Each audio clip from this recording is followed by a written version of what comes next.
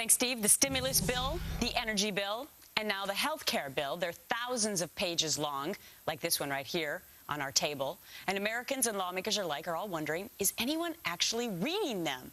Well, now there's a new push to require that legislation be available online for all of us to read at least 3 days before a vote. Congressman Greg Walden is the co-sponsor of this new bill, and he's my guest this morning. Good morning to you, Congressman. Good morning, Gretchen. Good to be with you. So my first question is, why do you think this is so important for the American public, or is it for members of Congress to read the bills? It's for everybody.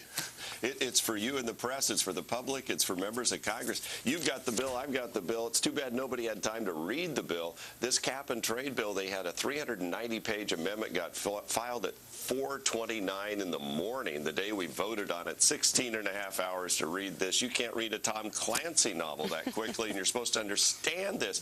This is a bipartisan effort, by the way. It's looking forward.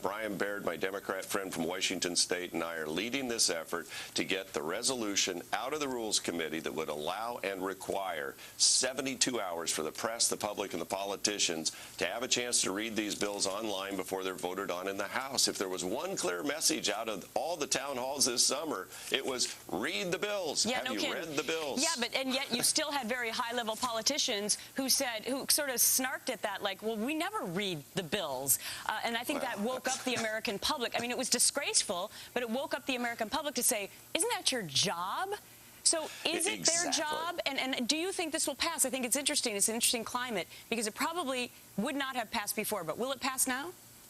See, and this is where we're into hand-to-hand democracy out there in the grassroots. I think it has a great chance. We have 5 Democrats that have signed on our discharge petition. This is the petition to read the bill. We have a total of 173 members in 2 days. We need 218. So we need every member of Congress willing to stand up and say, you know what, it's time to reform this institution. We heard what people said at home. Let's have the chance for them, us, you, and the press to read the bills. You know, the other thing we should have is, maybe a hearing on these bills.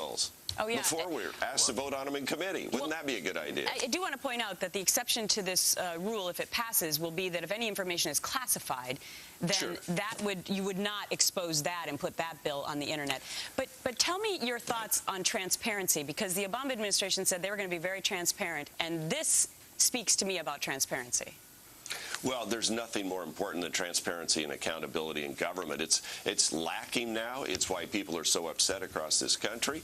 You know, I come from the state of Oregon. We required all of this sort of activity to be available to the public, a very public process. I talked to a city councilor in Bend, Oregon the other day. He said, you know, when we do a resolution, it's 3 weeks before it's voted on. Right, no kidding. Well, maybe this will actually get people to read the bill. Congressman Greg Walden, thanks for being my guest this morning. Hey, thanks, Gretchen.